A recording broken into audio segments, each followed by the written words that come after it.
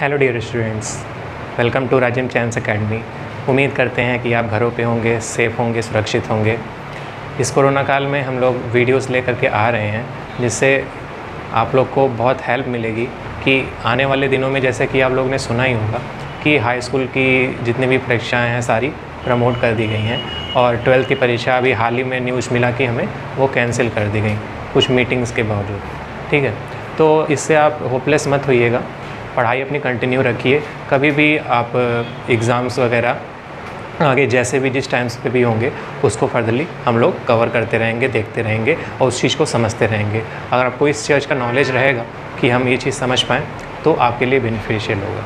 ठीक है बच्चों, और सबसे पहले हम आप लोग को बहुत धन्यवाद करना चाहेंगे। इतना आपका सपोर्ट मिला, इतना आपका लव मिला, जिससे हम लोग 1K सब्सक्राइबर के दौरान पहुँच गए हैं। ठीक है, तो थैंक यू सो मच दोस्तों, इस तरह से सपोर्ट करते रहिए। ओके, तो कुछ दिन पहले वीडियो पड़ी थी एक हमारी चैनल पे कि संडे स्पेशल क्विज। ठीक है, तो उसमें 3-4 क्वेश्चंस 5 क्वेश्चंस दिए गए थे जो कि हमने जो भी अपने लेक्चर में डिस्कशन किया था उसके ऊपर बेस्ड थे।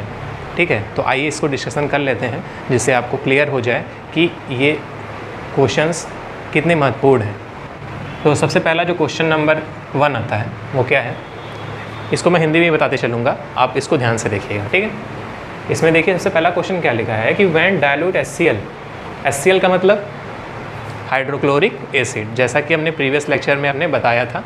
ठीक है, is added to the zinc piece taken in a test tube, then मतलब क्या हुआ कि when dilute HCl, dilute hydrochloric acid को जब जिंक पीस के टुकड़े के अंदर ऐड किया जाता है, जो कि एक टेस्ट ट्यूब में लिया गया है। ठीक है, टेस्ट ट्यूब में लिया गया है जिंक पीस को, उसके अंदर हम डाइल्यूट HCl को ऐड करते हैं तो उनमें क्या रिएक्शन होगा। तो उसमें 4 ऑप्शंस दिए गए थे, इसमें 4 ऑप्शन थे। एक ऑप्शन ये था कि small bubble of H2 gas appear.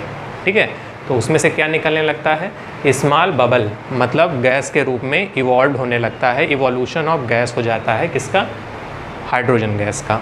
ठीक है, दूसरे क्वेश्चन पे देखते हैं क्या है कि dissolving sugar is an example of. ठीक है, जो डेली लाइफ में हम लोग देखते हैं कि डिज़ोल्विंग शुगर, मान लीजिए कि पानी है उसके अंदर हम शुगर को डिज़ोल्व कर रहे हैं, तो इस कंडीशन में वो किस तरह का चेंज होता है, फिज़िकल चेंज होता है या केमिकल चेंज होता है या बोथ चेंज होता है, तो उसके हिसाब से हम इसमें देखेंगे। तो इसमें ये एग्ज़ाम्पल किसका था, तो ये एग्ज़ाम्पल किसका था, फिज़िकल चेंज का। ठीक है, एग्जाम्पल किसका था, फिज़िकल चेंज का। अब थोड़ी सी यहाँ बात जान लें कि फ़िज़िकल चेंज और केमिकल चेंज में क्या डिफरेंस होता है। ठीक है गाइस, तो इसमें कोई न्यू तरह का सब्सटेंस फॉर्म नहीं होता है। मतलब अगर जिस तरह से अगर हम पानी ले लें और चीनी ले लें, उसको उसके अंदर हम डिज़ोल्व कर दें तो क्या होगा कि वो उसमें फर्दरली डिज़ोल्व हो जाएगा, उसमें पूरा वो मिल जाएगा, मतलब कोई एक नया सब्सटेंस निकल करके उसमें से नहीं आएगा। ठीक है बच्चों, समझ रहे हैं आप कि अगर उसके अंदर पानी के अंदर मैं चीनी को डिज़ोल्व कर देता हूँ तो उसमें कोई नया सब्सटेंस निकल कर नहीं आएगा। ठीक है, वो उस चीज़ में मिश्रित हो जाएगा, घुल जाएगा। ठीक है, डिज़ोल्व हो जाएगा, तो कोई नया सब्सटेंस नहीं फॉर्म होगा। इसको कहते हैं फिज़िकल चेंज। और जो केमिकल चेंज होता है वो जस्ट इसके रिवर्स होता है। ठीक है बच्चों, इसके जस्ट रिवर्स होता है। इसमें क्या होता है कि एक नया तरह का सब्सटेंस हमको मिल जाता है। ठीक है, फर्दरली हम इसमें एक एग्जांपल है लास्ट में, इसको हम देखेंगे। अभी हम उसके पहले कुछ और क्वेश्चंस को भी डिस्कशन कर लेते हैं। क्वेश्चन नंबर 3 हमारा है हीट इज़ इवॉल्व्ड ड्यूरिंग। इसका मतलब क्या हुआ कि हीट जो है निकलता है किस केस में, किस रिएक्शंस में, किस तरह के रिएक्शन होता है उसमें कि हमारा हीट इवॉल्व होता है। हीट इवॉल्व होने का मतलब क्या हुआ, हीट का निकलना। ठीक है, तो उसमें किस तरह का रिएक्शन होता है, कंबक्शन रिएक्शन। ठीक है, कंबक्शन रिएक्शन का मतलब होता है दहन अभिक्रिया। ठीक है, दहन अभिक्रिया, जब किसी चीज़ का हम लोग दहन कराते हैं, दहन का मतलब उसको फर्दरली जलाना। ठीक है, तो उसमें से क्या निकलता है, हीट निकलता है, ऊष्मा निकलती है। ठीक है, चौथा नंबर क्वेश्चन है हमारा क्या है, which of the following substances burn with the flames. मतलब ऐसे कौन से पदार्थ होते हैं, ऐसे हमारे कौन से पदार्थ होते हैं जो फ्लेम के साथ, फ्लेम मतलब क्या होता है, धुएं के साथ जलते हैं। ठीक है, तो उसमें 4 ऑप्शंस थे, जो आपने क्विज़ देखा होगा उसमें 4 ऑप्शंस थे, जिसमें हमारा एक ऑप्शन था कोल, कोयला, ये हमारा फ्लेम के साथ बर्न होता है, ठीक है, बर्न विद द फ्लेम्स। इसके अलावा जितने भी एग्जाम्पल्स थे वो फ्लेम के साथ बर्न नहीं होते हैं, ठीक है। इसके अलावा क्वेश्चन 5 जो था हमारा वो क्या है कि by which reaction milk change into curd है। मिल्क से कर्ड के बनने, ये प्रोसेस को ही हम क्या कहते हैं, सेंट्रीफ्यूगेशन। सेंट्रीफ्यूगेशन जो होता है वो क्या हिंदी में उसे बोला जाता है अपकेंद्रण। तो इस केस में क्या होता है, एक तरह का केमिकल रिएक्शन होता है, ठीक है, एक तरह का केमिकल रिएक्शन होता है जिसके थ्रू हमारा मिल्क जो है वह कर्ड में कन्वर्ट होता है। तो ये केमिकल चेंज में आता है, ठीक है। ये एक तरह का फिजिकल चेंज नहीं होता है, ये एक तरह का केमिकल चेंज होता है। और केमिकल चेंज जैसा कि अभी पीछे मैंने बताया कि जो हमारा ये फिजिकल चेंज था इसमें कोई नया सब्सटेंस नहीं बन रहा था, लेकिन जो हमारा ये वाला रिएक्शन है ये केमिकल चेंज है। मतलब इसमें क्या हुआ कि हमारा एक नया तरह का सब्सटेंस बना, मतलब मिल्क जो था वो फर्दरली कन्वर्ट होकर के कर्ड में बना, ठीक। हम लोगों ने लेक्चर्स में इंट्रोडक्शन वगैरह और केमिकल रिएक्शंस वगैरह पढ़ लिए थे। उसके अलावा उसमें फर्दरली हमने कुछ एग्जांपल्स लिया था, 2 केसेस लिए थे, जिसमें एक केस था मैग्नीशियम रिबन को अगर जला रहे थे तो क्या हो रहा था, और दूसरा फर्दरली उसमें एग्जांपल लिया गया था हम जिंक पीस में डाइल्यूट HCl को डाल देते हैं तो उससे क्या रिएक्शन होगा, क्या उसमें चीज़ें होंगी, क्या चेंजेस आएंगी, उसके बारे में हम उसको पूरा फर्दरली हम लोग पढ़ लिए थे, ठीक है बच्चों।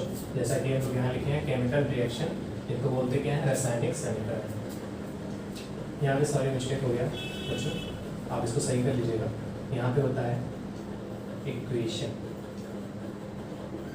ठीक है बच्चों, केमिकल इक्वेशन, इनको क्या बोलते हैं, रासायनिक समीकरण। हम लोग देखते हैं इन दोनों एग्जांपल्स को किस तरह से केमिकली हम एक्सप्रेस कर सकते हैं जिससे हमें आसानी हो इसको लिखने के लिए, ठीक है।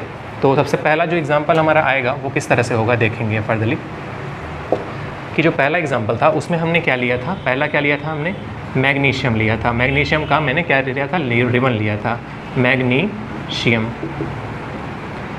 का मैंने रिबन लिया था, ठीक है, मैग्नीशियम का मैंने रिबन लिया था, ठीक है। उसको हमने क्या किया था, किसके साथ जलाया था, ऑक्सीजन के साथ जलाया था। मान लीजिए कि वो बर्नर था, उससे से ऑक्सीजन निकल रहा था तो उसके थ्रू मैंने इसको जलाया था। तो ये किस में कन्वर्ट हो रहा था, कन्वर्ट किस में हो रहा था, मैग्नीशियम ऑक्साइड में, ठीक है, मैग्नीशियम ऑक्साइड में। और यही जो था हमारा क्या था, वाइट पाउडर, यही हमारा क्या था, वाइट पाउडर था।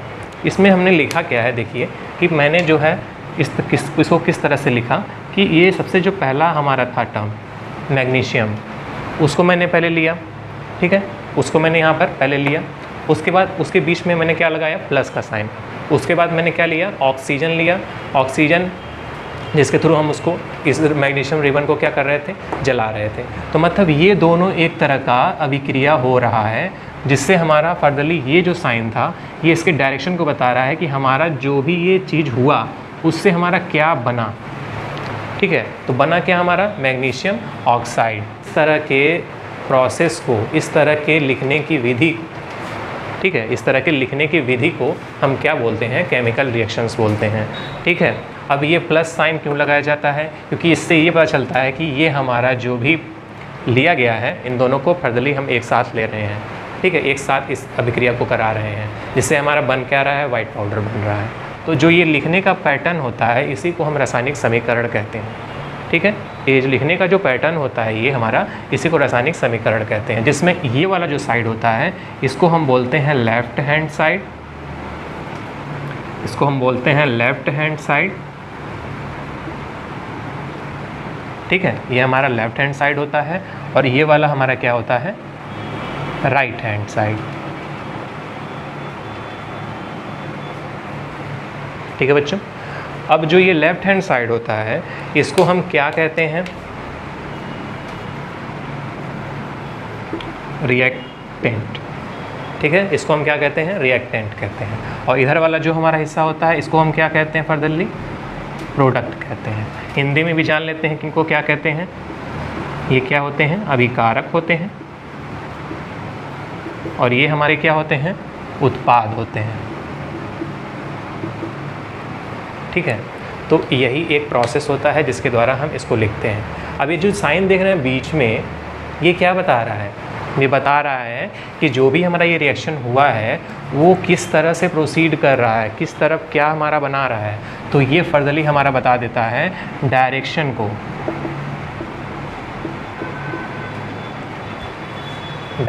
बता देता है। ठीक है, तो ये हमारा क्या होता है, एक जनरल वे होता है रासायनिक समीकरण को लिखने का। ये भी जान लेंगे कि कुछ प्रयासों के बाद भी कुछ वैज्ञानिकों ने सोचा जो ये चीज़ रिएक्शन लिखा गया था ये भी अभी भी ये कॉम्प्लिकेटेड लग रहा है। ठीक है, काफ़ी कॉम्प्लिकेटेड है कि हम पूरा यहाँ मैग्नीशियम रिबन लिखेंगे, फिर ऑक्सीजन लिखेंगे पूरा वैल्यू, फिर यहाँ पर मैग्नीशियम ऑक्साइड लिखेंगे। तो ये भी काफ़ी मतलब लेंदी हो जा रहा था कि मान लीजिए कि इस तरह से हमारे हज़ारों रिएक्शंस लिखने हो, तो इस तरह से लिखते लिखते हमको जो चीज़ हमारा टाइम है वो काफ़ी ज़्यादा कंज्यूम हो जाएगा। ठीक है, तो इसके लिए फर्दरली इन्होंने अब इस रिएक्शन को और मॉडिफाइड किया। ठीक है, और इसको मॉडिफाइड किया गया और इसका जो फाइनल रिएक्शन लिखा गया वो क्या लिखा गया? ठीक है, इसको मॉडिफाइड किया गया कि हाँ, जो ये मैग्नीशियम रिबन लिया गया है इसको हम किसी एक सिंबल से फार्मूलेट कर दें, किसी एक सिंबल से उसको फर्दरली हम फार्मूलेट कर दें। ऑक्सीजन है, इसको भी हम किसी फार्मूले से ही उसको फार्मूलेट कर दें और इस तरह से मैग्नीशियम ऑक्साइड को भी फार्मूलेट कर दें। ठीक है, तो इस स्टेप के बाद ही मैं यहीं पर लिखता हूँ। आप देखिए कि जो ये मैग्नीशियम रिबन है हमारा, ये जो हमारा मैग्नीशियम रिबन है इसको हम फर्दरली किससे लिख देते हैं? Mg से लिख देते हैं। ठीक है, Mg से इसको हमने लिख दिया। इसके अलावा जो ये ऑक्सीजन है, ये बीच में जो प्लस है, प्लस मैंने प्लस लगा दिया। ऑक्सीजन है तो ऑक्सीजन जो होता है वो O2 से रिप्रेजेंट किया जाता है। ठीक है, और O2 मैंने लिख दिया। अब जो ये डायरेक्शन था, डायरेक्शन को भी मैंने शो कर दिया कि हाँ, हमारा मैग्नीशियम जो है ऑक्साइड से रिएक्ट किया, ऑक्सीजन से रिएक्ट किया, तो हमारा बनाया क्या? Magnesium oxide. मैग्नीशियम ऑक्साइड को हम समझेंगे तो हमारा हो जाएगा MgO। ठीक है, तब अब बताइए आपको ये अच्छा लग रहा है कि ये अच्छा लग रहा है? आसान हो गया। ठीक है, तो यही है कि वैज्ञानिकों ने सोचा कि इस चीज़ को और हम फर्दरली मॉडिफाइड करें जिससे हमारा रिएक्शन और आसानी से लिखा जा सके। तो ये मेथड होता है केमिकल रिएक्शंस को लिखने का। आइए दूसरा वाला एग्जांपल समझ लेते हैं कि उसमें किस तरह से हम इसको लिखेंगे। लेकिन स्टेप ज़रूर से आप इसको मस्ट है कि नोट कर लीजिएगा, क्योंकि अगर ये स्टेप नहीं जानेंगे तो ये स्टेप आप नहीं लिख पाएंगे। ठीक है, आपके दिमाग में बस ये घूमेगा कि हाँ, हमको ये जल्दी जल्दी यहाँ पर सिंबल लिख लेना है और उसके बाद रिएक्शंस को हमने फर्दरली करा देना है। तो कभी कभी उसमें गलती हो जाती है। ठीक है, तो आइए हम लोग दूसरा भी एग्जांपल इसी के थ्रू समझ लेते हैं। Example number 2।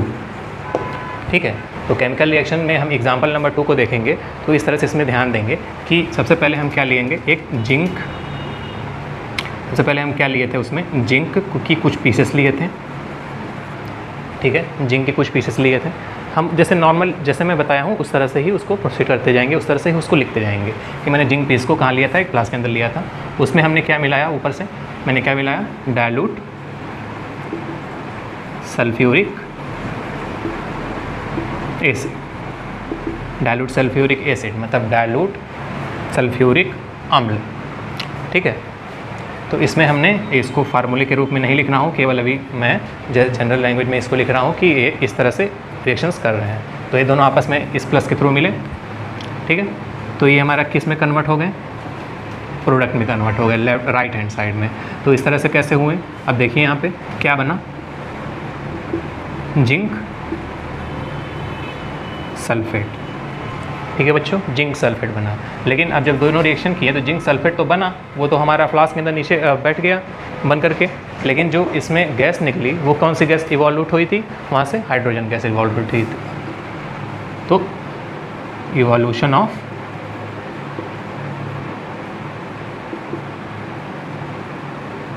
Hydrogen gas. ठीक है, इवोल्यूशन हुआ था वहाँ से हाइड्रोजन गैस का। तो इसमें क्या हुआ? अब बच्चों आप खुद बताओ कि इस वाले साइड को क्या हम कह रहे थे फर्दरली? ये हमारा कौन सा साइड था? ये हमारा लेफ्ट हैंड साइड था। ठीक है, और इधर वाले साइड को हम क्या बोल रहे थे फर्दरली? तो ये हमारा था राइट हैंड साइड। ठीक है, और जो लेफ्ट हैंड साइड था इसको हम लोग क्या बोल रहे थे? रिएक्टेंट। इसका नाम क्या है? रिएक्टेंट। इसका नाम क्या है बच्चों? रिएक्टेंट। और इधर वाले का क्या नाम था फर्दरली? प्रोडक्ट। अगर हिंदी में भी जाने तो इसको हम बोलते हैं अभिकारक और इसको अगर हम बोलेंगे तो हमारा ये होगा उत्पाद। ठीक है, तो अब ये चीज़ हम लोग रासायनिक समीकरण में इस जनरल लैंग्वेज में इसको हम लोग लिख लिया कि मैंने जिंक पीस डाला, उसके अंदर डाइल्यूट HCl को मिलाया, जिसमें जिंक सल्फेट बना और हमारा हाइड्रोजन गैस वहाँ से निकलने लगा। ये तो जनरल लैंग्वेज में हो गया। अब इसको केमिकल रिएक्शंस के थ्रू किस तरह से हम फार्मुलेट करेंगे, इसको हम महत्वपूर्ण है हमारे लिए, इस चीज़ को हम जानेंगे। तो इसको आप नोट करते चलिएगा। ठीक है, इस एग्जाम्पल को भी नोट कर लीजिएगा। 2 एग्जाम्पल ये बहुत महत्वपूर्ण है आपके हाई स्कूल एग्जाम्पल्स के पॉइंट ऑफ व्यू से। ठीक है, तो इसको आप ज़रूर से इसको नोट करते चलिए। ठीक है, तो आइए हम जानते हैं सबसे पहले कि केमिकल रिएक्शंस को हम किस तरह से लिखेंगे, फार्मुलेट करेंगे, किस तरह से देखेंगे। ठीक है, आइए, तो जिंक पीस को अगर हम लिखते हैं तो जिंक पीस को केवल मैं लिख रहा हूँ जिंक। ठीक है, जिंक को जिंक ही लिखेंगे क्योंकि फार्मुलेट करके हम जिंक को ही ले रहे हैं। ठीक है, इसके अलावा हम बीच में जो प्लस है प्लस साइन को लगाएंगे। इसके अलावा मैंने लिया है डाइल्यूट सल्फ्यूरिक एसिड, तो इसका फार्मूला होता है, आप लोग ने पढ़ा होगा बच्चों, H2SO4। ठीक है, H2SO4, ये डाइल्यूट सल्फ्यूरिक एसिड मैंने ले लिया। अब बीच में जो डायरेक्शन था, डायरेक्शंस को भी लगा दिया। ठीक है, डायरेक्शंस को भी लगा दिया। अब मैंने क्या किया कि इन दोनों को आपस में रिएक्ट कराया। इन दोनों को आपस में रिएक्ट कराया तो रिएक्ट करके क्या बना रहे थे हमारा ZnSO4 प्लस हाइड्रोजन गैस। ठीक है, हाइड्रोजन गैस। तो ये दोनों आपस में रिएक्ट कर रहे थे, तो हमारा क्या बना रहा था, ये चीज़ हमारा ZnSO4 जिसको बोल रहे हैं जिंक सल्फेट, और हाइड्रोजन गैस वहाँ से इवोल्यूट हो रही थी।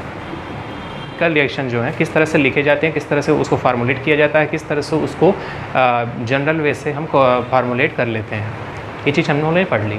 लेकिन सबसे बड़ा उसमें ड्रॉबैक ये आ रहा है कि इस रिएक्शन को कैसे बैलेंस किया जाए। जो हमें रिएक्शन अभी दोनों रिएक्शन हमने देखा था दोनों एग्जांपल्स के थ्रू, वो पहला एग्जांपल जो था उसमें मैंने एग्जांपल में क्या देखा कि हमने मैग्नीशियम रिबन को फर्दरली लिया, उसको ऑक्सीजन के साथ जलाया, तो हमारा क्या बन गया था, मैग्नीशियम ऑक्साइड बन गया था। और दूसरा जो एग्जांपल हमने देखा था जिसमें जिंक पीस मैंने लिया था, जिसमें हमने डाइल्यूट H2SO4 को मिलाया था, जिसमें हमारा क्या बन गया था, जिंक सल्फेट, और उसमें से हाइड्रोजन गैस निकल रही थी। दोनों रिएक्शंस तो आपने अच्छे से समझ लिया, देख लिया कि हाँ बहुत ईजी है, बहुत अच्छे से हम इसको लिख सकते हैं। ठीक है, लेकिन इन रिएक्शंस को बैलेंस करना भी हमारे लिए कंपल्सरी होता है। ठीक है, कि इन रिएक्शन जो भी है हमारे, इसको बैलेंस करना भी हमारे लिए कंपल्सरी होता है। तो किस तरह से आइए इसको बैलेंस करेंगे, किस तरह से इसको देखेंगे, तो इसके फर्दरली बारे में हम जानना है। तो यही हमारा सबसे बड़ा हमारा मुद्दा यही होगा कि इस रिएक्शंस को हम किस तरह से बैलेंस करें, how to balance the chemical reactions. ठीक है, तो इसमें कई स्टेप्स आएंगे जिसमें फर्दरली हम एक एक स्टेप्स को जानेंगे कि किस तरह से हम उसको फार्मुलेट करें, किस तरह से हम उसको इसके